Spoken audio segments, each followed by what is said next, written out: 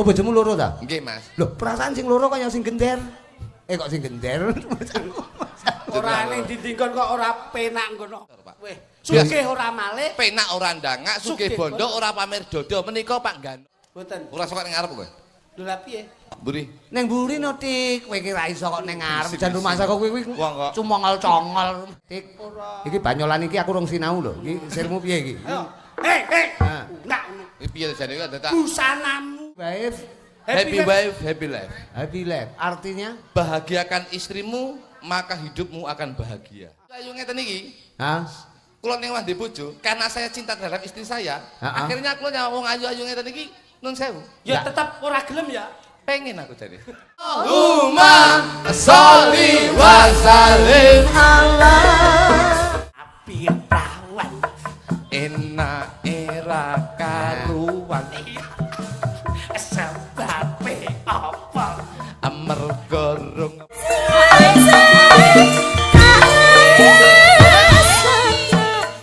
Mas Kritik dawuh katimbalan. juga Mas Gluduk dalu menika awake dhewe sowan wonten menika pok-pokan. Nggih, nggih. Pok-pokan utawa gudang gudang apa ya garasi lah lek ngarani kena diarani garasi juga karena timbangan.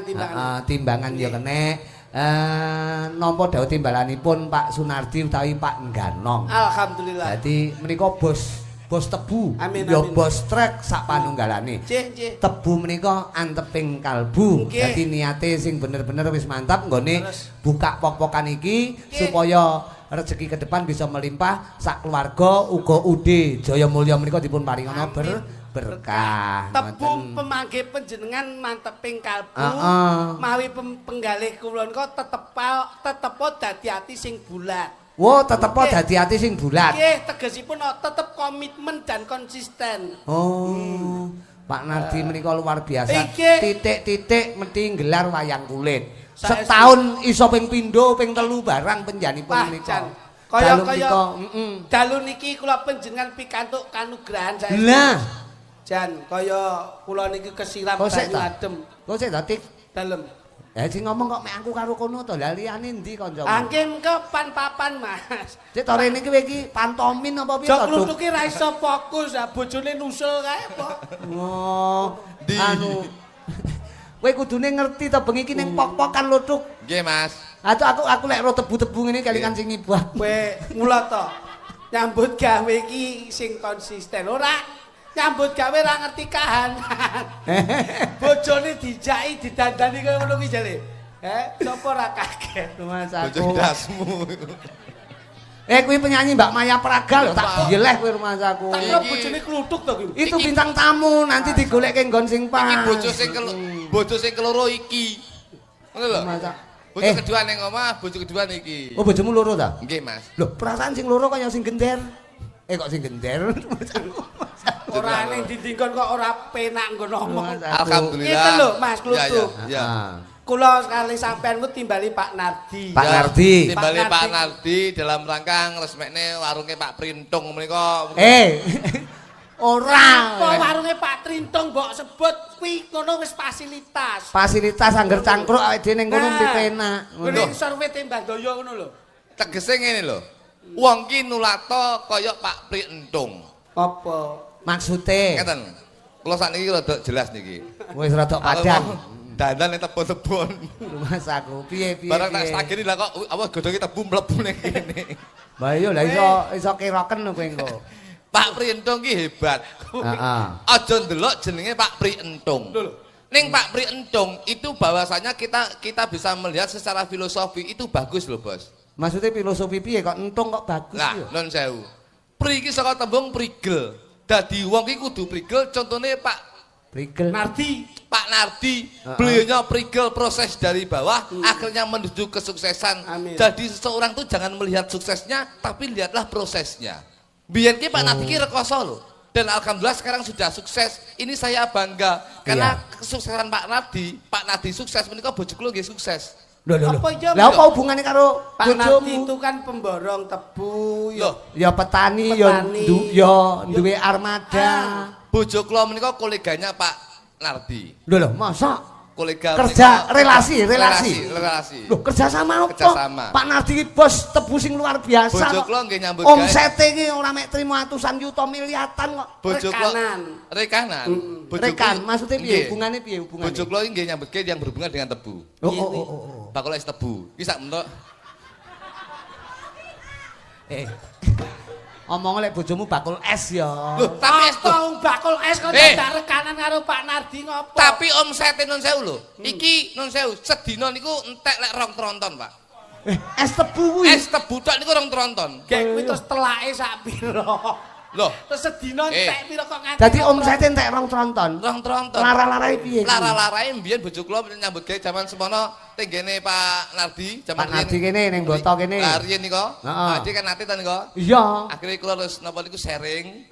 Terus Jo, iki awakmu iki bojomu nganggur. Nggih aku. Akhire wis ngene wae, tak wae pekerjaan, tak stoki tebu, mbuh piye caramu, akhire bojo kula dodol es tebu dan sekarang sukses. Iso budidaya. Budidaya. Sakniki sampun 50 cabang. Masyaallah. Dan es tebu kuwi. Es iso 50 cabang. 50 cabang. Elok iya. Es batu menika sedina niku entek setengah pabrik, Pak. Wah, lha kuwi termasuk gede lho. Omsete nun sewu omsete niku sedina niku 75 juta. Edian Lah ki nek giling tangane bojomu ra kiting to kuwi. Ngawur ya mesin saiki mu kok. Wah, duwe mesin. Mesin, sekarang tuh mesin. Es ki setengah pabrik. Es ki setengah pabrik, Mas. Plastik ya. Nggih. Plastik ki sakniki entek 3 pickup. Sedina. Sedina niku. Kaya sak pickup heran. Es tebu kaya ngene, Mas. Sak pickup sak plastike 3 dina. Telung pickup. Karyawan niku sampai saat niku sip-sipan, Pak. Karyawan niku sip-sipan. Akeh banget. Saking akeh niku kula niku dadi karyawanmu enek iso dhewe bengi dhewe. Iya, karyawan niku kula niku senajan tok bakul es tebu niku karyawan kula menika 1.500. Berarti bojomu ya pengusaha. Pengusaha lah kok sukses. ngungkul-ngungkuli karyawane Puskesmas kuwi. Lah ngungkul-ngungkuli Pak Nardi no.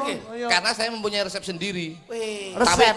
Nah, begitu saya buka cabang ada 50 cabang. Okay. Saiki bojoku sakniki pun tutup, Mas. Loh, lah nyang apa? Kudune nek nggon semakin berkembang, semakin bagus, prospeknya juga semakin luar biasa. Iki kesalahanmu. Bojoku sadurunge buka cabang kuwi mesti gawe resep terus diincipi dhewe. Oh ngono. Cocok apa ora? Heeh. Begitu ngincipi enek 50 cabang, krep ngopo jadi ngincipi es tebu, saikmu kencing manis.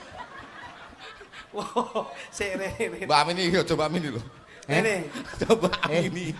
Tak kira lerene lek mergo tak kira bojomu kene lebuk mergo kesel kakean aktivitas. ora mergo cabange saking okehe dhek ning omah cukup dadi CEO, tak kira ngono. CEO napa bojoku lho nrutus to. Tapi ora kaya Pak Nardi, Pak. Piye Pak Nardi? Pak Nardi iki nek duwe gawe ora gemen-gemen. Dalu niki syukuran kanggo warga masyarakate, delok wayang, delok hiburan ya insyaallah mulih nggawa hadiah. Karena Pak Nardi iki ya juragan tebu, ya juragan transportasi. Menika hadiah pun dicepakne kali Pak Nardi, hadiah utama menika truk, menika muga-muga dadi nabrak denggelmu kuwi kok iso. Kuwi Wong kae iki pancen nggih transportasi secara akomodasinya gen kepenak leh usang-usung tebu kok ya. Niki kula lali neh mau. Apa? Tegese prigel mau ya tak terusne ya. Ngecen. Aku kaget aku muni prigel ngono, mergane kancane nek sing mak trata. Pak Pri iki prigel. Pak Nardi menika ini Pak Nardi ya. Pak Nardi, Pak Ganong. Pak Ganong menika iya. Lah kowe tepung apa urung kok ya? Lah, Pak Ganong kali kula ngeten lho, Bos. Lah kudune titen lho sing ndi njajali? Pak Ganong kali kula. Endi, Bos? Ayo. Ping 3 diundang kok ora apal iki. Nah, Pak Ganong menika. Dateng mobil menika. Pak Ganong. Eleh. Tenanan apa ora kowe iki? Iya, aku demung cacah. Lah, diomong cari sapa? Aja mung cacah lemu kemaki lho. Ya tapi ya nek ngerti dhewe berarti kuwi teruji ngono lho. Lho, delon piantun kaya ngono lho. Walaupun beliaunya sukses, tapi mobilnya sederhana. Iki menunjukkan bahwasanya beliau itu andap asor, Pak. Weh, sugih ora malih, penak ora ndangak, sugih bondo ora pamer dodo. Menika Pak Ganong. Walaupun susahane sukses, montore sing didudune wong-wong niki. Lho, kene mboten. Asline ning omah niku ya mek niki tok. Oh tak tegese ning omah ki enek Alphard, Fortuner, Pajero nggih wonten. Tapi beliaunya itu tidak sombong. Iki contohnya kayak Pak Ganong. Prasojo.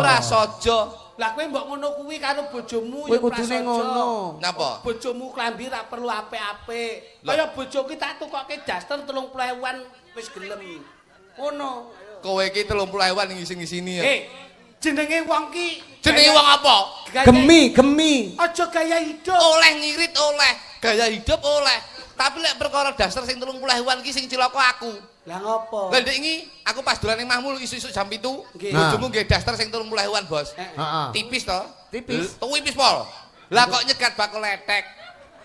Tangi turu. Barengi srengenge metu. Srengenge metu. Lah kok pas dingkluk ini aku pas teko to ngarepe main ning Semarang. Terus Lah kok dingkluk ini tak sangko kadan. Loh, Kritik mosok arep jangan tewel iki aku.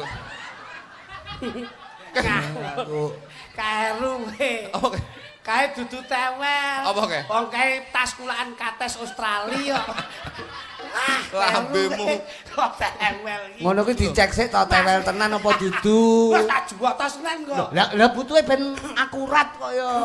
Ngono ki nek roh ngono ki mbok yo ndang kepiye lego praktikal. Dilekne ta? Lah ngelekne piye yo tak go tonton. Malah nonton kok ya. Jane ganji. Tenan kok. ya. Gundulmu. Beliaunya Pak Nardi. Pak Nardi. Saya nggih Pak nggih. Min. Izin Pak. Wah, Pak Nardi menika luar biasa. Wayangan bolak-balik wis tenan dari dulu penanggap wayang yang Loh. paling kerep rumah saku ning daerah Kediri iki. Iki Pak Nardi tok. Heeh. Ngomong iki kok. Kuwi didolne tebuhe turah ngangge banget. Tebu. Oh, didolne tebu piye to lho, tebune sak pirang-pirang. Lelake mulane ben Turah blawah.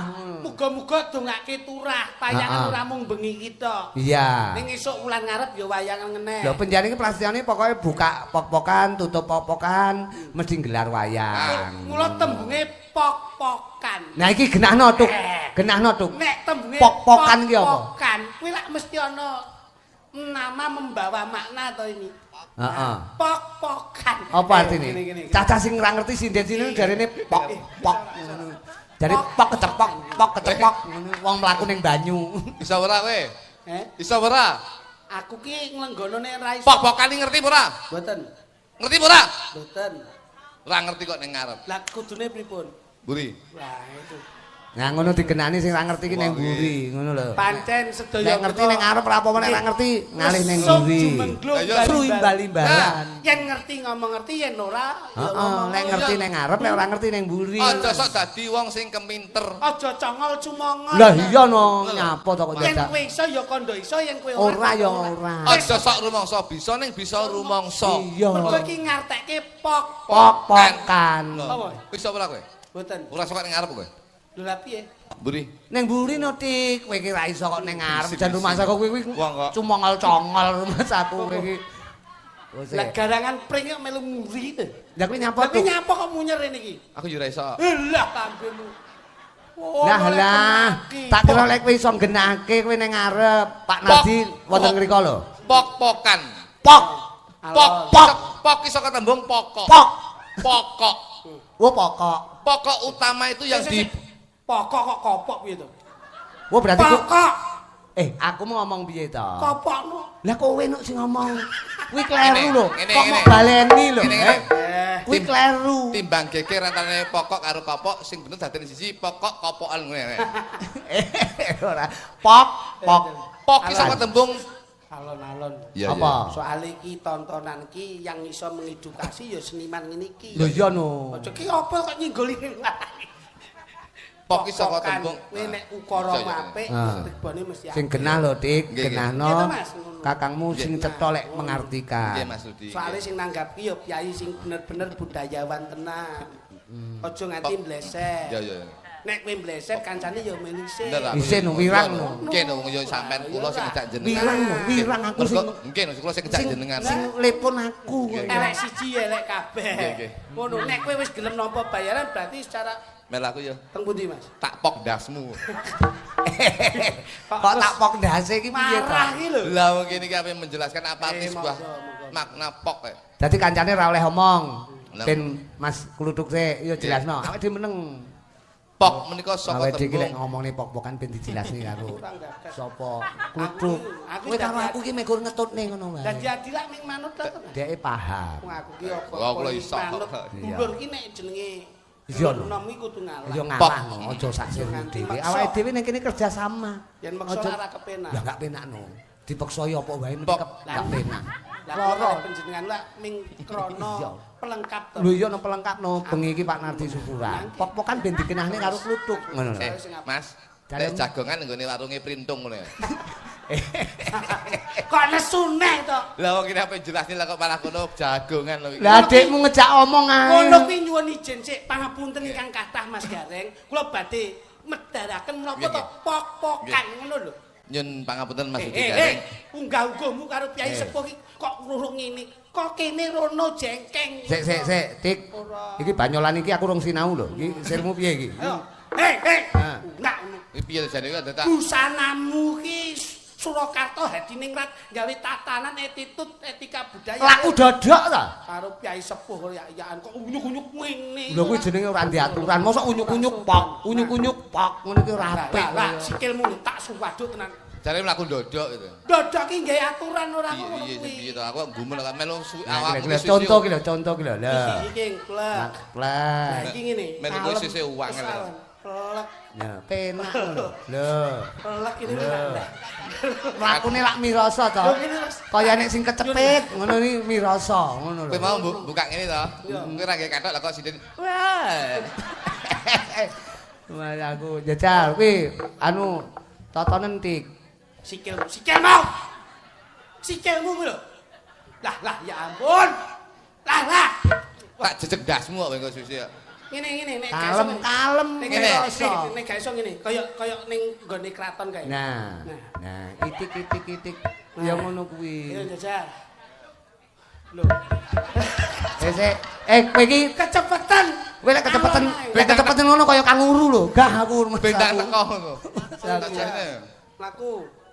Melu kowe uang metu siswi aku ya. Sama klitik malih angel kok. Kowe nek melu aku gak kena tak toto melu coba. Saploke Ngene ya. Kurang dek. Kurang dek iki lho. Lah. Dek nek. Engko lek kendeken nyeret ngene. anu to klesreh to. Mbahmu. Iso nek teko kene bundas. Lah piye kok ndek saya ndek priyo serek ini kok mah itu bundas. Gak iso mbayar. Aku. Kowe lek apa mau budak. Aku nggumun sing nyeret ki apa? Jarike iki lho, Bos. Oh jarik to. Jarike iki lho nyeret. Tak kira lek jarik, tibake jarik to. Aku wis bayarne. Umpama bundas lho. Nah, Terus bojone kan kowe betadin. nah terus Ndane oleh iki apa? Poci yo koyo ngene iki ya. pok-pokan yo. Apa kan? Jelasno. Tenanan iki ditanggap piantun. Lho yo. Bapak mirsani, ayo. Poki pokok. Madhep ora ono ngapa Pak nyawang. Adi ning kono lho. Ngono. Poki pokok. Iya kok menteleng rene kok iso. Saka tembung pokok itu Bapak di sana lho. pok menika pokok. Lho kok nyawang kono lho. Pak Nardi lenggah ning jero mobil kan lho. Metu to, Pak. Lah kok malah meksa kok ya. Wong bapak nyaman ning kono kok iso. Poki pokok. Beliaunya Pak Nardi itu yang diuntukkan, yang diutamakan adalah kepentingan pokok, kebutuhan pokok. Jadi internal itu yang harus diutamakan baru eksternal. Oh. Apik bahasane. Aku ngomong pokok, aku ngomong internal, itu keluarganya dulu. betul. Pak Nardi membina rumah tangga itu baik dan bagus dan sejahtera. Memprioritaskan kepentingan keluarga dan memprioritaskan kepentingan kebutuhan keluarga. Dan pada akhirnya mementingkan kepentingan karyawan. Oh. Karena prinsip dari Pak Nardi itu adalah happy wife, happy life. Wah.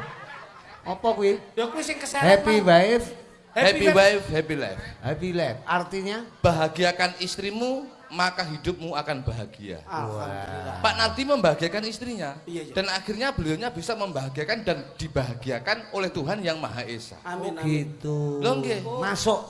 Dadi Ini- pok ki Pokok. pokok. Oke. Yang kedua Pok neh. pokan. Pok iki kapok. Popok yang kedua kapok. Kapok. Pak Maksudnya? Nardi ora kapok. Proses itu pasti akan ada kegagalan. Oh ngono. Tapi beliaunya ora kapok. Beliaunya akan selalu berusaha dan mencari lini dan mencari apa yang menjadi kesuksesan dan goleki kegagalan itu apa? penyebabnya. Penyebabnya apa? Dan beliaunya selalu mencari dan akhirnya menuju kesuksesan.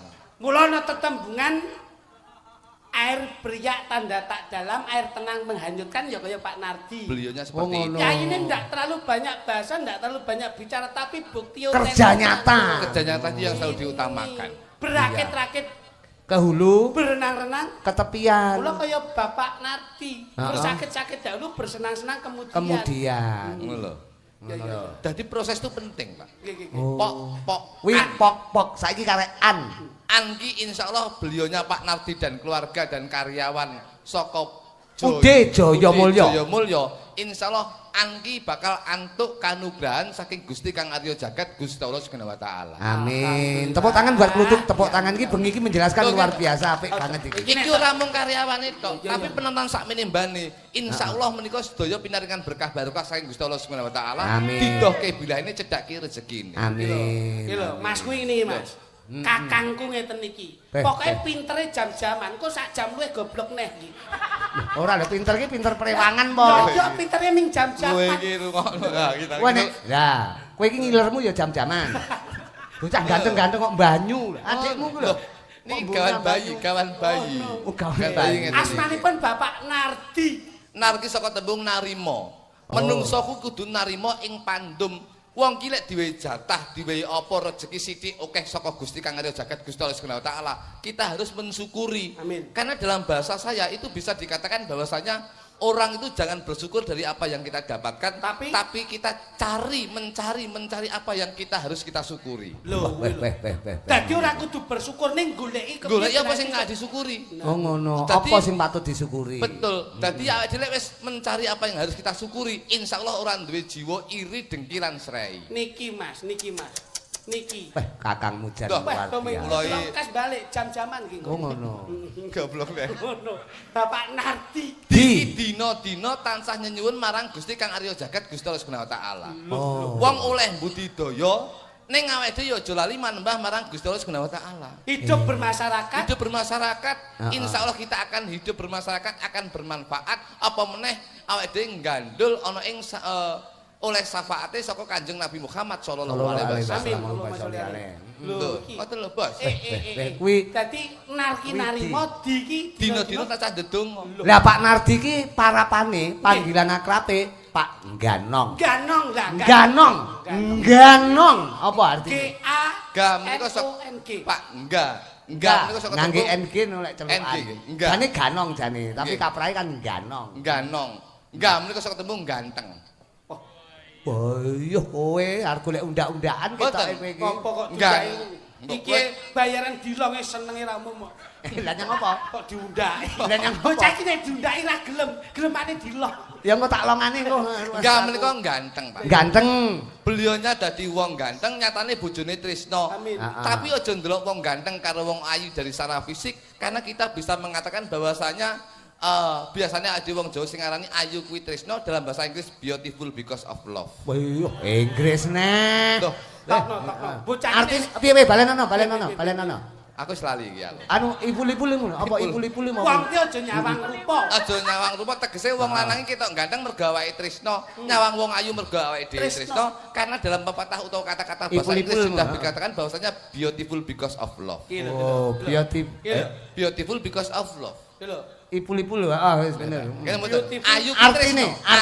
Ayu kuwi tresno. Ganteng kuwi tresno. Oh, dari segi perasaan. Dadi kaya kula nyawang wong ayu-ayu ngeten iki. Hah? Kula ning wandi bojo, karena saya cinta terhadap istri saya, akhirnya kula nyawang wong ayu-ayu ngeten iki nun sewu. Ya tetep ora gelem ya. Pengen aku jadi. Biae. Kudune sing ayu mek bojomu. Imanku ki ya tetep. Kok pengen iki lho. Bojoku welek. Sajake pengen tuku. Ngono. Piye to? Wong bojone iki ayu dhewe kok sampean ra ngerti. Nek kalih niki nggih. Kalah kali bojo kula. Sapa asmane garwamu kae? Bojo kula jenenge Asli. Asli nggih? Heeh. Jumini. Lah mosok. Bojone niki jenenge asli niku. Aku lek garwane kae kan hafal. Mergo pancen karo aku kulino. Golek es tebu. Anu Anjarani kae sapa? Anjar sapa Nduk? Anjarwati Kritik. Anjar Wening, bener Anjar Wening. Anjar Wening. Aku. Nek bojone niki jenenge Srianing. Srianing. Oh, Mbak Sri. Nggih, Mbak Sri. Sri, kapan kowe ani kuwi ta? Sip. Lho kan Sriani. Wong ngono kuwi. Heeh. Lah terus alhamdulillah. Ya karo ndonga, karo nembang liwat donga buat pok-pokan Udi Jayamulya iki ya. Ngangge seretan piye lekmu anu iki panjen kejaba komedian Klitik iki ya juara maca pat. Lah. Heeh, juara maca pat tahun ngawur kok. 55. Kok maca pat pedhek iki maca ra tutuk kok. Maca lu kok, maca lu. Maca pat iki maca ra tutuk. Jenengan saged gamelan napa? Sembarang. Lho campur musik no. Awake dhewe iki ya seniman ki ya kudu gamelan iso, musik iso. Coba Mas, nyuwun kote Mas, minor Mas. Soale panjen kulino. Ndek iki ning tanggung arep tak susul jane kuwi iki. Ning tanggung ndek iki aku arep nyusul. Ampun Mas, keturunan aku. Ampun. Lah nyang apa? Kula durung wedhek kok. Dalange jan wis tenan. Pengengan ngono.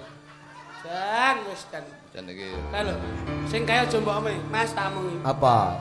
Iki mau dandan ning tebon. Hah? Tak kira iki sandingku ya iki.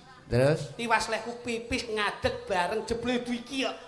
Lah terus? Banci lagi teko kan. Lah terus akhirnya kowe piye pipismu? Loh, Mas Klitik iya nyapa? Gedhi ta aku.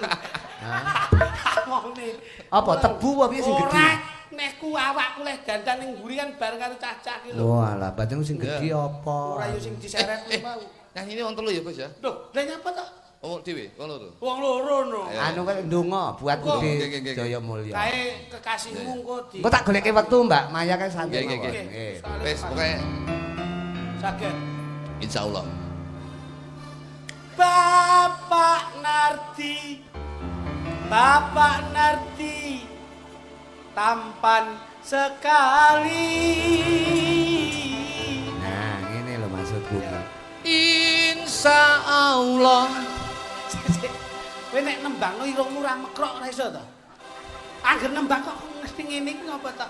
Irunge biasa bae, Mas. Cobi panjenengan. Insyaallah. Ayo, coba. Wah. Lah ya ta mekrok to. Irunge aja mekrok, biasa bae ora. Kowe lek ngelokne irungku enggak apik, Hei. padha karo kowe ora seneng karo kudrate Gusti Allah. Loh, Nah, aku lho.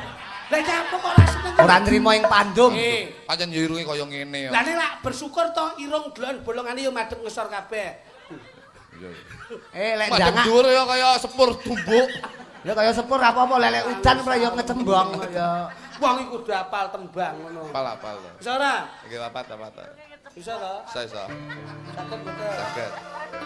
Kudu eling lho. Ya. Coba nduk. Bisa ora? Nduk? Coba. Kenapa? Sampeyan iso tembang. Ayo to. Ayo. Ora aku ngene.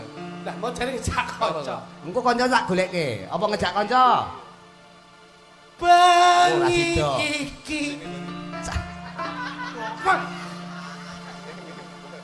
Sing nimbali Bapak Nardi.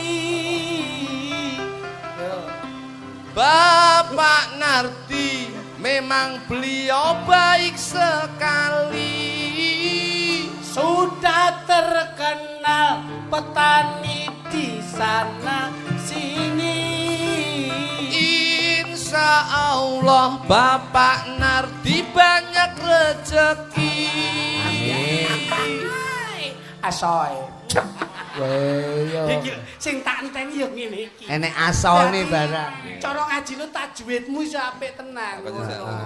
Ngono. Usahane udene Jaya Mulya. Ya. Kowe ora dadak ngenteni ngapa to ndang cak ngono lho. Mikir. Dadak mikir wong bendina wis ngono. Udah. Cak ngono. Iya, Kowe mari ilmumu mbok entekne karo wiji mambengi iku lho.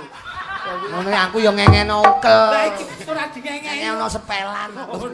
Ude Jaya Mulya karyawane pancen prasaja. Ora lali mujudke syukur nanggap budaya. Insya Allah sakabehe panjang yuswa. Asoy. Yo ngene iki lho. Layak kowe njaluk sinden kowe butuh markasoe kuwi to. Dulur iki yo dulur ngene iki lho. Sing apik ngene iki sing apik. Wis seru imbal-imbalane oleh. Terus. Matur nuwun. Asoe. Urung. Lah, kowe kakek aso. Aso ning klae. Wah, lah aku salah begitu ping pindho kene wis kudu asoe. Wis ora cetha kaya. Matur nuwun dumateng sedaya penonton. Nonton. Muga-muga sing dipingini bakal kelakon.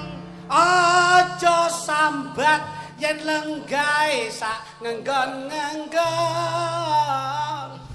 Iki. Ayo. Lantiping panggraita. Iya no, golek slamet dhewe-dhewe no. Ayo. Yen entuk rejeki kudu paron. Ayo. Tegese paron ki sedekah. Bareng-bareng karo sinden. Allahumma sholli wa sallim ala sayyidina wa Muhammadin adadana bi'ilmillah salatan imatan ilawami mungkilahi. Bapak Nardi usahane lah iya tebu. Ya. Nah, yo ora babu-babu culek mripatmu. Mikir gendeng mikir mesti banyak dadak-dadak. Makane to, aja dientek-entekne karo wiji. Pancen Pak Nardi yen tak sawang sugih ilmu. Piyayine sepuh yen durung ngerti ayo mbek guru. Iso sukses mergo Pak Nardi bekti karo ibu. Kisah lho. Ini Ora mung ibu, ora mung keluarga, ya ana bapak. Ayo tak teruske. Mikir aku ya mikir. Oh, ayo Jan. Ayo. Pangerteni kancane selak. Yen Ora mung ibu, ora mung keluarga, ya ana bapak. saben-saben dahar Bapak Nardi mesti gawe opak. Iya. Prasaja lah wis prasaja. Ora lali tetep bersyukur ngrasake enak. Senajan penak Bapak Nardi ora kapangdangan. Allahumma sholli wa sallim ala sayyidina Muhammadin ada zaman bi'ilmillah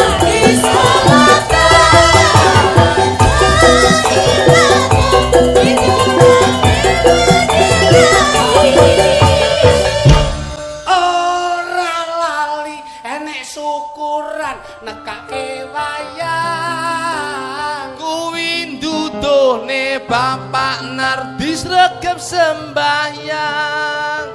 Insya Allah dek padha dipujeke rezekine ra arang-arang. Wong lek lambe lecet iki tak pikir, kok tak pikir gitu. Rang-rang Padha tak pikir Mas. salahmu to. Oh dhisik isan. Sak sir kundi sing dhisik. Wong iki golek aman dhewe. Ayo, jare. Piye mau piye mau. Dah alah.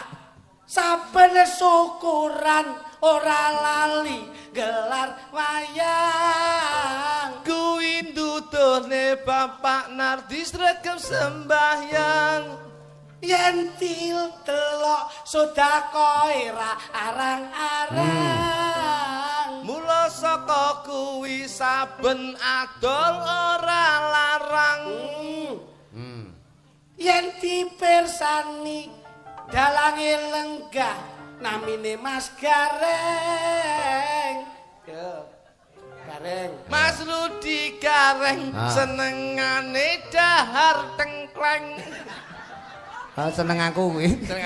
Piyayine bagus, rambuté dawa, tur rada mentereng.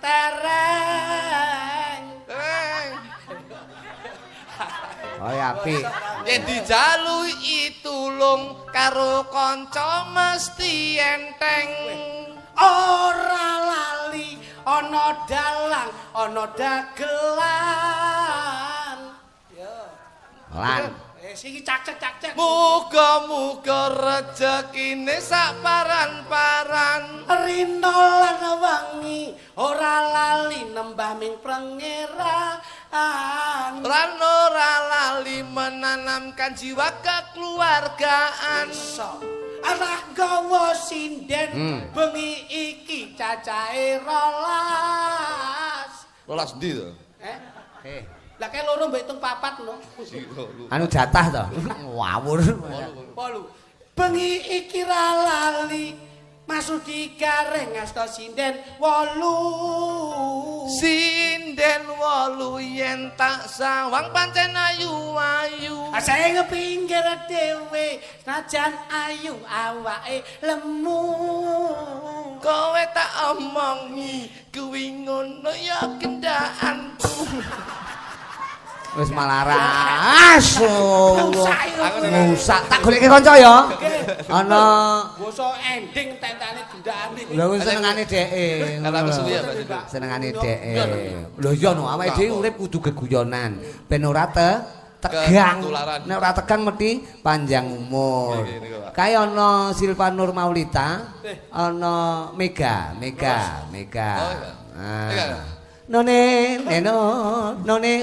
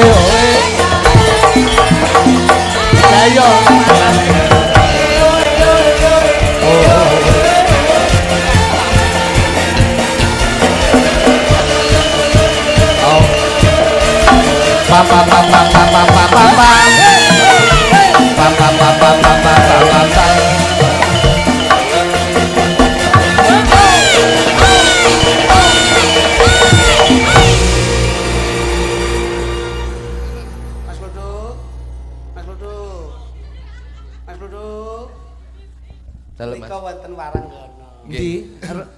Oh alah, alah tak kira lek karyawane Pak. Saged. Tak kira lek karyawane Pak Pilih saged. Saged, Mas. Pamane. Iya. Pilih endi Mas Kluthuk. Mangan ketan apa mangan telo Mas Jok Kluthuk.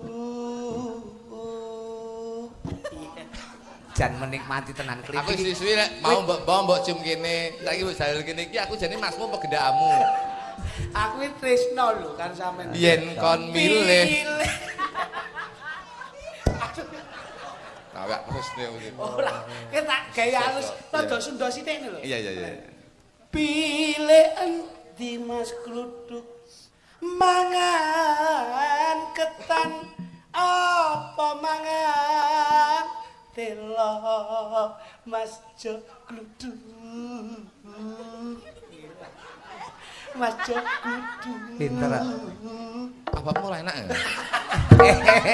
kok teko abab ku rumah sang iki dhek bengok cara Sunda lha cek iki Mas kowe iki tas mangan apa to jane kowe iki batang tek telu yen kon milih Mas Jok Kluthuk yen kon milih aku pilih mangan ketan. Weh lali Mas Kluthuk. Kesuwi. Grayai to ya. Pilih endi Mas Kluthuk. Rapi perawan apa rapi rondo mas jok luduk majok luduk. Yen kon milih Mas Jok Lidik, yen kon milih aku pilih Rapi Prawan. Aku Rapi Prawan. Enak era karuan. Sebab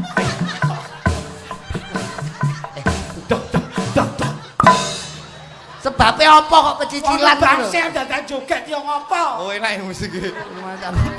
Lu kok iso cikile diguak Mas aku. Aku Rapi Prawan. Enak era karuan. Sebab apa? Amarga rung pengalaman. Nek Rapi rondo. Tadi iki. Matane iki lho. Iki lho. Nek Rapi rondo. Enak rasa piro. Sebab apa? Mergo tilase yoga. Sik yoga ndi? Yoga ndi? Yoga A apa B apa C? Mas iki Kene iki steril. Wisate tilase yoga iki tilase. Kok steril rumahmu kabeh apa piye kok? Steril. Tilase tidak tanggapan ngono lho. Wong ngono. Iki ana sinden loro. Sesuai karo bawamu Semi Sunda ya. Nggih niku wau. Njajal digawa ning Parahyangan sisan. Nggih, tembangipun napa, Bos? Balon. Bajing londo. Lontong. Loncat. Waduh.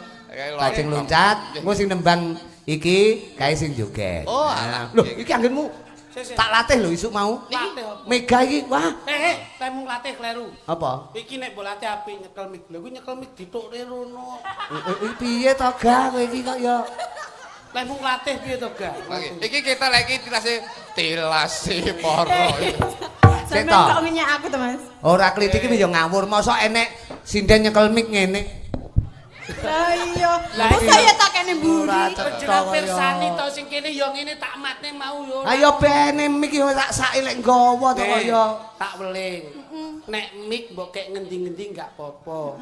Ning nek sarane Om Kritik, nek nggawa HP, weling Om Kritik lho. Aja wong wedok aja disaki ning kene. Lah nyapa? Enggak baik. Lah kok iso? Wong wedok kok ngesaki HP ning kene. Wis to tak jamin. Nyapa? Telepon angel we angel. Kok iso? Sulit sinyal. Lah nyapa? Lho, kene melewati daerah pegunungan to, Mas. Angel iki.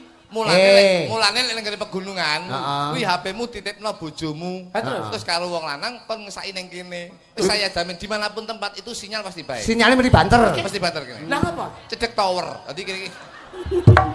Iya, masuk akal. Towere sanil. Aku ngrungokne omong-omongmu saya mumet aku. Sementara towere rusak mergo aku dudono towere ndi? Oh, sik rusak, Bos. Sik pembenahan. Pembenahan mergo mau disereti lho. Rusak apa bundas? Tower kok bundas kaya. Bajing loncat ya. Bawa iki. Nggih. Bawane wis pilih endi to kowe rapi. Rondo apa rabi setan kuwi mau lho. Prawan kuwi mau lho. Yo sama sing nembang jenengan sing joget ya kaya. Asalmu sapa, Nduk? Aku lagi Mega. Sampeyan sapa? Lita. Lita Om. Ya. Sing banter, Nduk. Rada banter Mas klitike dadak nyablek. Lita Om. Pon mireng. Limo ngono ya. Linya harus panjang. Oh. Iya. Pencetakan. Ben kersane genah to. Ya, pencetakan makna. Iya. Kata penting ya. Aku gak ngerti kok sesuk sekolah. Enggak marane kritik marai neng tower barang ngono lho akhire. Ya.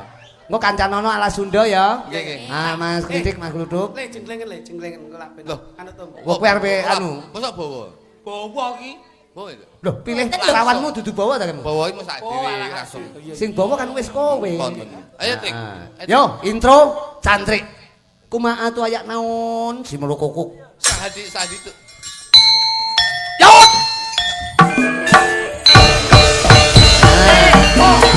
Oke, Mega golek gon sing ngombo. Bagus. Waduh.